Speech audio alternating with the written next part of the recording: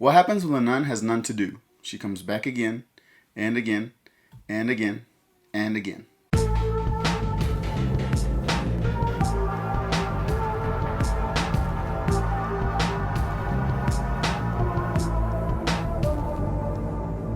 Welcome to Dodo's Horrorness. Today we're talking about The Nun 2. This one takes place just a little bit after the first one, and after the first one being not that great of a movie, how would this one stack up? We're going to count the Gore versus the Boar and see what was good about it and what was bad about it, and see how good or bad the movie was at the end. I do talk about the whole movie as a whole, so if you haven't seen it and want to avoid spoilers, then don't watch this. Definitely watch the movie first and then come back and check it out. Or if you've seen it and don't care, then stick around and have some fun. The Nun 2 starts off with a scene in France. We see a little kid playing soccer in the streets, and then we see him help a priest in a church. And after Mass, he's supposed to put up this wine, and whenever he gets to a room, this kid is putting up the wine on top of this cabinet, and then his soccer ball rolls into a dark room. It rolls back at him, and then whenever he sees that, he kicks it back into the room. Now here's where I wish that the movie had taken a turn. I wish that Valak had kicked the ball back, and then I wish that they would have challenged each other to a soccer match. Then the kid wins the soccer match, and then Valak is upset, and then he takes some soccer classes. He goes to like all the neighborhoods, and he starts practicing with a bunch of other people. He gets better, and at the very end, he challenges the kid again, and then wins at the very end, giving us the greatest underdog story of the year. Unfortunately, that doesn't happen. We just see that behind the kid, the wine that he was putting up cracks, and then it breaks. And then the kid takes off running upstairs. He gets to the priest, and then he tells him that there is something there. And then they're looking around, and all the lights are turned off. And then they see where the holy water is, and it begins to evaporate. And then we get a cool scene where like the smoke is going up. And as it's going up, the camera's panning up with it. And then right behind the smoke is Valak. Whenever we see Valak, you see that the priest just starts to levitate, and then he just catches fire, and then the kid takes off running. It's a really strong start. The Conjuring movies have a tendency of actually starting pretty good. It doesn't mean that they're going to keep it that way all along, but it is a strong start. We see Sister Irene and what she's been up to lately, and then we now see that she has a new sidekick. Then after this, we see Frenchie from the first movie, and we see what he's been doing, and he's a handyman for this boarding school, and now he goes by his real name, which is Maurice. We see a young girl taking groceries to Frenchie's house, and she goes inside, and as she's putting stuff up, she hears something, and whenever she walks to the back, you just see Frenchie standing still, looking up, kind of like just in a trance. She gets scared, and she begins to run away, and then whenever she does run, you see the actual Valak come out, and then it begins to chase the girl, catching up to her, and grabbing her by the neck, and literally snapping her neck, showing us that Valak has headed up to here, and he's not going to be playing around anymore. This same night, Sister Irene has a nightmare where Frenchie is asking for her help. She gets woken up by a visitor that tells her that Valak is back and that he's been killing a bunch of church folk all over Europe. And I don't know how the church works exactly, but we get a scene where this guy from the Vatican pretty much just comes and tells her like, hey, he's back, you defeated him before, so you have to do it again. And she kind of has no choice. And then the guy that helped her last time, Father Burke, he's died as well, so he can't help her. They're just like, yeah, you have no choice. You gotta go fight this demon again. Back at the boarding school, and we see that Frenchie is hot for teacher. She's played by Narnia, and she has a daughter in the school who gets bullied. She's told by the bully girls that, hey, let's come over here. We're going to show you something cool. This cool thing is going into the forbidden area of the school. And whenever they sneak in there, they go see like this stained glass with a picture of a goat. They tell her that she has to stare at the goat and that the sun will shine a light through the goat, making his eyes look like they're looking back at you. And they tell her that if she looks away, that the demon's going to come get her so that she can't look away no matter what. She doesn't look away, but the mean girls, they run out and they lock her in there. And she begins to freak out because she does hear some things and we do see some shadows moving and stuff like that. And it's not until Frenchie comes and rescues her that she gets freed. Sister Irene gets to France with her new sidekick. She starts seeing visions of the kid that was there with the priest when he burned. I don't know where along the lines we got to the point where like these Conjuring characters have like superpowers, but every movie is like Goku. They get a new ability and a new ability, and they're just getting stronger and stronger for some reason. And it kind of takes me away from the story. A nun there tells her that besides the priest and the kid, the only other person that was there was the handyman. And they figure out that they're both talking about Frenchie.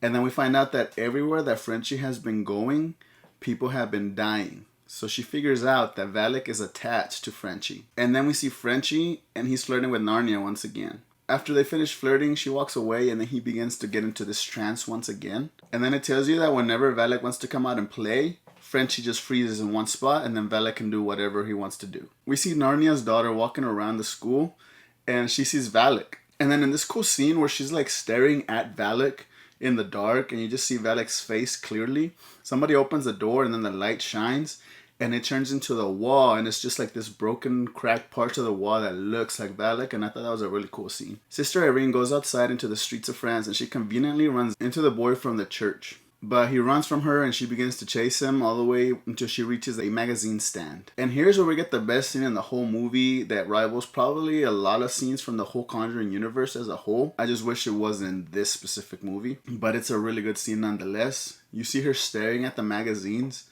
and they all begin to flip pages, opening and closing and opening and everything. And it always goes to the creepiest parts of the magazines. And then slowly from bottom to top, you start seeing the magazines flip over and stop at a certain spot.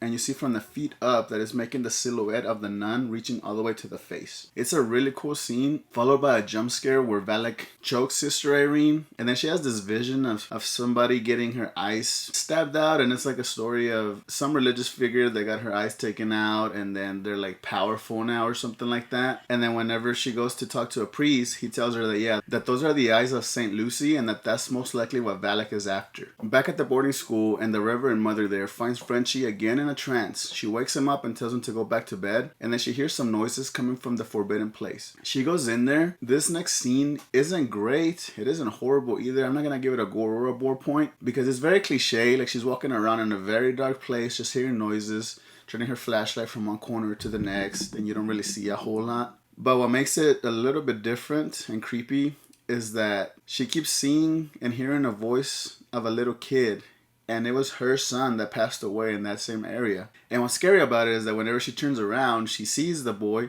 and then Valak kind of pushes the kid a little bit. He's swinging this metal thing, and he goes at his own mother and just starts hitting her with it over and over while laughing. And then a piece of metal, like a little hook, falls on her head, killing her there. So the scenes themselves weren't scary, but the idea of this lady being killed by her own son's ghost is pretty creepy. And then we see that after Valak had choked Sister Irene, she actually passed out.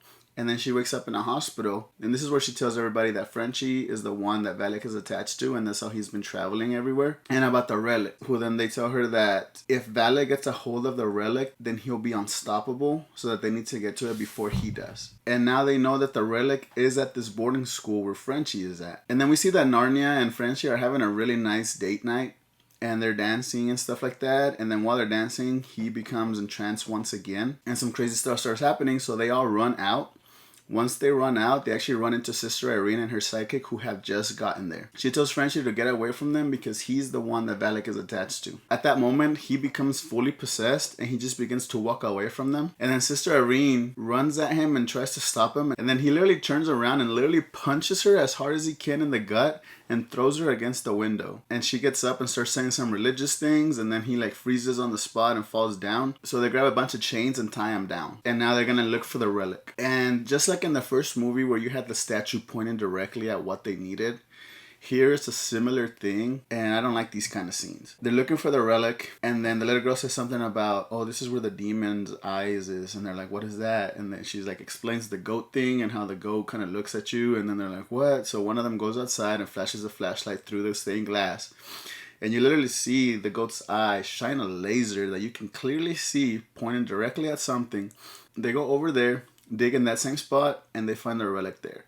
And I always wonder, like, all these like obvious places and nobody has found it before, which makes it kind of annoying, but regardless, the little girl looks up and she sees that the goat picture is actually gone. And then we see the bully girls from earlier, and they're in their dorms and they begin to hear some noises. One of them runs out to see what it is, and the sidekick is actually there to help them, and she goes in there with them. She's using her flashlight and she looks up at something, and you see a really creepy goat creature. It's like a half man, half goat creature, and it's actually really terrifying. I like the use of it in this movie. Like, they use it barely enough to where you can barely see it, but it's enough to terrify you. I just know that the Conjuring universe is going to try to give it a whole backstory and a trilogy, and it's just going to ruin the character. And then back to where they have the relic now, Frenchie escapes, and he goes and he punches his own girlfriend, And then he literally football tackles Sister Irene, and then he smashes her head against the ground like 3 times really hard. Like, Sister Irene has some serious durability. While she's getting her head slammed against the ground, she drops the relic, and then the little girl grabs it, and then she runs and she hides on top of a tower. Frenchie goes up there to try to find her, and he finds her hiding spot. And then while the little girl's holding the relic, it lights up, and then you just see Frenchie go into pain.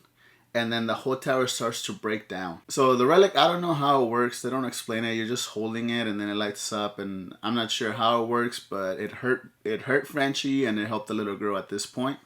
The tower falls down and she's okay. She makes it out and then she runs to Sister Irene and gives her the relic. Then Frenchie charges at Sister Irene and she points the relic at him and it lights up once again and it just freezes him on the spot.